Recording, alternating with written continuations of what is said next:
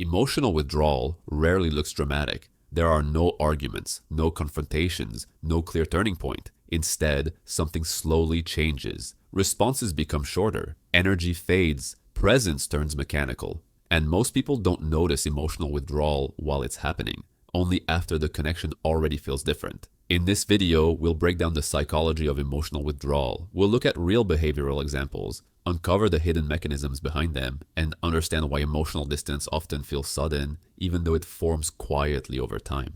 Behavioral examples of emotional withdrawal. Emotional withdrawal doesn't start with absence. It starts with reduced emotional participation. Someone still shows up, but differently.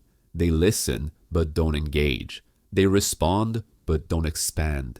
They're present without emotional contribution. You see it in conversations. Questions stop being followed by curiosity. Responses become neutral. There's no friction, but no warmth either. Or in messaging. Replies are still polite, still timely, but emotionally flat. No follow-up questions, no emotional cues, no expansion. Another common example happened after repeated emotional strain. One person keeps explaining, keeps adjusting, keeps accommodating. The other stops reacting emotionally altogether, not out of cruelty, out of exhaustion. Emotional withdrawal often looks like calm. That's why it's misunderstood. Why emotional withdrawal is misread. Most people misinterpret emotional withdrawal as indifference. They assume they don't care anymore. They lost interest. They moved on. Sometimes that's true, but often emotional withdrawal isn't about lack of care. It's about emotional self-protection. When emotional effort consistently outweighs emotional return, the nervous system adapts, not consciously, automatically. Instead of arguing, the system reduces emotional output. Instead of confronting, it disengages internally. This is why emotional withdrawal often follows periods of over-involvement. The person didn't stop caring. They stopped spending emotional energy. The first hidden mechanism, emotional overextension. The first mechanism behind emotional withdrawal is emotional overextension. When someone gives more emotional regulation than they receive, imbalance forms. They become the emotional stabilizer, the explainer, the one who adjusts over time. This creates fatigue, not physical fatigue, emotional fatigue. And when emotional resources run low, the psyche doesn't explode, it conserves. Withdrawal is conservation.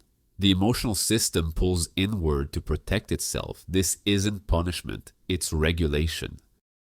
The second mechanism, loss of psychological safety. Another mechanism is the loss of psychological safety. When someone feels that their emotional expression leads to misunderstanding, dismissal, escalation, they stop expressing, not because they don't have emotions, but because expression feels unsafe or ineffective. So they detach emotionally while remaining behaviorally present. They still show up, still respond, still function, but they stop investing emotionally. This is one of the most misunderstood stages of withdrawal because externally nothing seems wrong.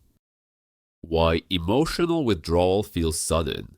To the person on the outside, emotional withdrawal feels abrupt. One day, everything feels normal.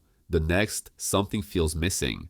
But withdrawal isn't sudden, it's cumulative. Each unaddressed moment matters. Each ignored signal matters. Each emotional mismatch adds weight. Eventually, the system crosses a threshold. And when it does, emotional output drops, not gradually, but decisively. That's why people say they changed overnight. They didn't. You just didn't see the internal process. When withdrawal becomes a permanent state. Sometimes emotional withdrawal is temporary. The system recovers, safety is restored, balance returns. But when withdrawal becomes permanent, something else has happened. The person has stopped expecting emotional reciprocity. At that point, withdrawal turns into emotional resignation. They're not angry, they're not hurt, they're done investing. This is the stage where repair becomes difficult because the emotional door isn't slammed shut, it's quietly closed. The core insight. Here's the key psychological truth. Emotional withdrawal is rarely about distance. It's about self-preservation. People withdraw emotionally when expression feels costly, connection feels one-sided, Engagement feels unsafe, and the absence you feel later is the result of emotional labor that went unseen earlier. Withdrawal isn't coldness, it's containment. And once containment becomes the default, reconnecting requires more than words. It requires restoring emotional safety. The psychology of emotional withdrawal isn't dramatic. It's quiet, measured, protective. People don't withdraw because they stop feeling. They withdraw because feeling becomes too expensive. And the most important part? By the time emotional withdrawal becomes visible, the internal decision was made long before. Behavior doesn't disappear, it contracts, and psychology lives in that contraction.